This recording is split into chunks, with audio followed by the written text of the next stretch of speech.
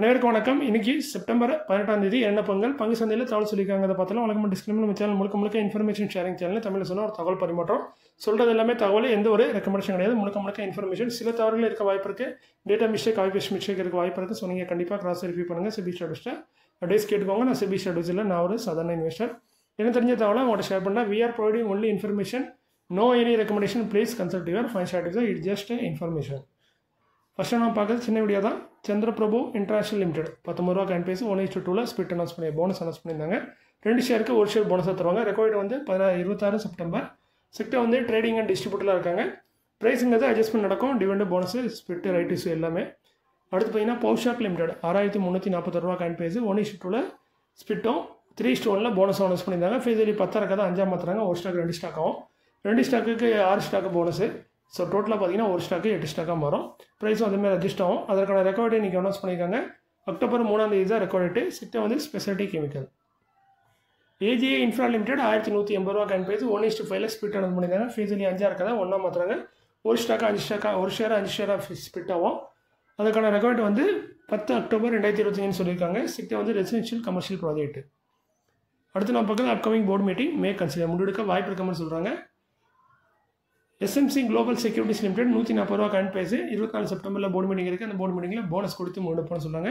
Computer நல்ல reserve வச்சிருக்காங்க. So நல்ல ஒரு போனஸ் எடுத்துக்கான வாய்ப்பு இருக்க மாதிரி தெரியுது. செக்டர் வந்து ஸ்டாக் புக்கிங்கில் இருக்காங்க எஸ்எம்சி குளோபல். அதே மாதிரி இன்னொரு முக்கியமான ஸ்டாக், அதை பற்றி நான் யூஸே சொல்லணும்னு கேட்கலாம். 18ஆம் தேதி அவங்களோட ரிசல்ட் போர்டு மீட்டிங் இருந்துச்சு. அது வேறு யாரும் இல்லை, ஸ்ப்ரைட் அக்ரோ லிமிடெட். அதை பற்றி வீடியோட கடைசியில் சொல்லியிருக்கேன். அதை பற்றி கொஞ்சம் டீட்டெயிலாக சொல்லணும்னா கடைசியில் சொல்லியிருக்கேன். ஸோ நீங்கள் அதை மட்டும் பார்க்கணுன்னா வீடியோ ஸ்கிப் பண்ணி பார்த்துக்கோங்க. டெக்ஸ்மேக்கோ ரயில் இன்ஜினியரிங் லிமிடெட் 148 ரூபா காயின் பேசி 86,85,00,000 ஆர்டர் கிடச்சிருக்கு. கொடுத்தது UltraTech cement limited. Markolines pavement technologies limited 171 ரூபா காயின் பேசி 3,51,00,000 ஆர்டர் கிடச்சிருக்கு. கொடுத்தது NCC limited. Veer health care limited 18 ரூபா காயின் பேசி 45,00,000 ஆர்டர் கிடச்சிருக்கு. கொடுத்தது யாருங்கிறத கம்பெனி மென்ஷன் பண்ணல. Railway corporation of India limited 398 ரூபா காயின் பேசி 105,74,00,000 ஆர்டர் கிடச்சிருக்கு. கொடுத்தது Bihar education project council. JK enterprises limited 184 ரூபா காயின் பேசி 94,45,00,000 ஆர்டர் கிடச்சிருக்கு. கொடுத்தது BrahMos aerospace private limited. அவென்டெல் limited 177 ரூபா காயின் பேசி 12,51,00,000 ஆர்டர் கிடச்சிருக்கு. கொடுத்தது Bharat electronics limited. Cochin shipyard limited 1977 ரூபா காயின் பேசி 200 கோடிக்கான ஒரு ஆர்டர் கிடச்சிருக்கு. கொடுத்தது ONGC oil and natural gas corporation. Agarwal industrial corporation limited 970 ரூபா காயின் பேசி 330,05,00,000 ஆர்டர். கொடுத்தது IOC Indian oil corporation. SEPC limited gain base 13 ரூபா 442,79,00,000 ஆர்டர் கிடச்சிட்டு. கொடுத்தது வாட்டர் ரிசோர்ஸ் டிபார்ட்மெண்ட் டெல்லி. அடுத்து பார்த்தீங்கன்னா ஒரு ஐபிஓ, அதாவது நாளைக்கு இந்த ஐபிஓ ஓப்பன் ஆகுது. அது என்ன ஐபிஓங்கிறத பார்த்துடலாம். ஃபர்ஸ்ட் அப்போ அந்த ஐபிஓ பேர் பார்த்தீங்கன்னா ஜேகே எனர்ஜி. அந்த ஸ்டாக்கோட ஐபிஓ தான் வருது. இவங்க வந்து பார்த்தீங்கன்னா இவங்க முக்கியமாக இவங்க தொழில் என்னென்னு பார்த்தீங்கன்னா நம்ம சோலார் பம்ப்பு இந்த மாதிரி அதை அவ்வளோ அமைச்சு கொடுக்குறது, அதை பற்றி சப்ளை பண்ணுறது, ரிப்பேர் பண்ணுறது, இந்த மாதிரி ஒர்க் பண்ணுறாங்க. ஸோ முக்கியமாக பார்த்தீங்கன்னா க்ரீன் எனர்ஜின்னு சொல்லலாம். சோலார் எனர்ஜி சம்மந்தப்பட்ட பம்ப்ஸை சேல் பண்ணக்கூடிய ஒரு கம்பெனியாக இருக்காங்க. ஐபிஓ ஓப்பன் ஆகுது 19 செப்டம்பர், க்ளோஸ் ஆகுது 23 செப்டம்பர். அது நாளைக்கு ஓப்பன் ஆகுது, க்ளோஸ் ஆகுது 23 செப்டம்பர், க்ளோஸ் ஆகுது. ரீஃபண்ட் வந்து 25 செப்டம்பருக்குள்ளே வந்துடும். ஐபிஓ லிஸ்டிங் ஆகுது 26 செப்டம்பருக்கு லிஸ்ட் ஆகுது. ஐபிஓ இஷ்யூ ப்ரைஸ் பார்த்தீங்கன்னா 145 ரூபாலேருந்து 153 ரூபா, அதிகபட்சம் 153 ரூபா. இஷ்யூ சைஸ் பார்த்தீங்கன்னா 464,26,00,000 மொத்தமாக ஷேர் வந்து ரைட் இஷ்யூ. இவங்க அந்த ஐபிஓ கொண்டு வந்திருக்காங்க. ஸோ 464 கோடி, அதில் 4 கோடிங்கிறது ஃப்ரெஷ் இஷ்யூவாக தராங்க. 64 கோடியே 26,00,000 பார்த்தீங்கன்னா ஆஃபர் ஃபார் சேல். அது ஆல்ரெடி இருக்க ப்ரொமோட்டர் அவங்க ஷேரை சேல் பண்ணுறாங்க. ஃபேஸ் வேல்யூ 2 ரூபா சொல்லியிருக்காங்க. ஒரு லாட்டில் பார்த்தீங்கன்னா 98 ஷேர் வரும்.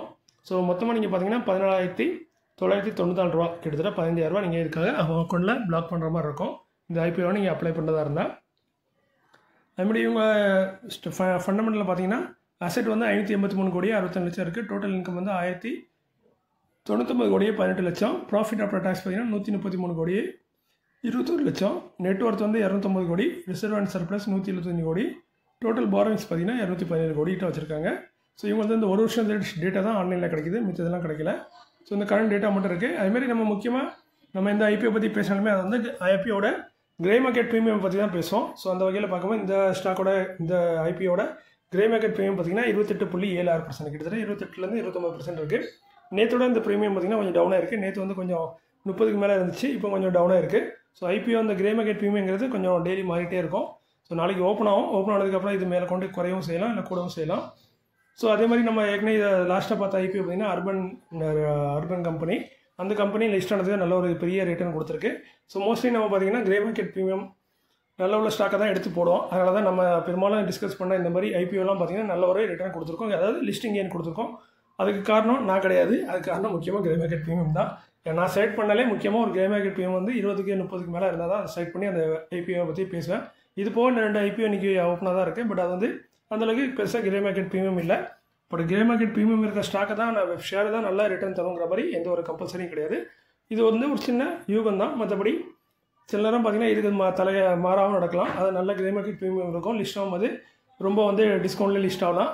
சில நேரம் எந்த ஒரு கிரே மார்க்கெட் ப்ரீமியம் இல்லாமல் நல்ல ஒரு கெயின்லேயும் லிஸ்ட் ஆகலாம். ஸோ அது மாறிட்டே இருக்கும். பட் நம்ம பெரும்பாலும் ஃபோக்கஸ் பண்ணுறது ஓரளவுக்கு கிரே மார்க்கெட் ப்ரீமியம் வந்து கொஞ்சம் கூட இருக்கிற ஸ்டாக்கை தான் ஐபிஓ லிஸ்ட்டை பற்றி நம்ம சொல்லிகிட்டு இருக்கோம். அடுத்து பார்த்தீங்கன்னா ஸ்ப்ரைட் அக்ரோ லிமிடெட் ₹1.32. இவங்க வந்து ஆல்ரெடி சொல்லியிருந்தாங்க இது மாதிரி போனஸு 10:1 போனஸ் தர தான் சொல்லியிருந்தாங்க. ஒரு ஷேருக்கு 10 ஷேராக. அதுமாரி 100% டிவிடெண்ட் தர மாதிரி, அதாவது ₹1 டிவிடெண்ட் தர மாதிரி சொல்லியிருந்தாங்க. பட் நம்ம அப்போயே அந்த வீடியோவில் சொன்னோம் இதெல்லாம் தரதுக்கு வாய்ப்பே கிடையாது, இவங்கள்ட்ட அந்தளவுக்கு பெரிய அமௌண்ட்டே கிடையாது. ஸோ நம்ம சொன்ன மாதிரி தான் நடந்திருக்கு. என்ன நடந்திருக்குன்னு பார்த்தீங்கன்னா கிட்டத்தட்ட பார்த்தீங்கன்னா போனஸை பற்றி இப்போதைக்கு முடியாது அப்படிங்கிற மாதிரி சொல்லிட்டாங்க. ஆனால் நான் போனஸ் தருவாங்கன்னு சொன்னேன், டிவிடெண்ட் தான் தர மாட்டாங்கன்னு சொன்னேன். பட் இங்கே டிவிடெண்ட் தந்திருக்காங்க. ஆனால் நான் அப்போ சொன்னேன் சில வந்து ரொம்ப சின்ன டிவிடெண்ட் தரதுக்கு வாய்ப்பு இருக்குன்னு, அதாவது 1 பைசா இல்லை 1 பைசாவோட சின்ன பைசா தரதுக்கு வாய்ப்பு இருக்குன்னு. ஸோ அந்த வகையில் பார்த்தீங்கன்னா ஒரே 1 பைசா டிவிடெண்டாக தராங்க.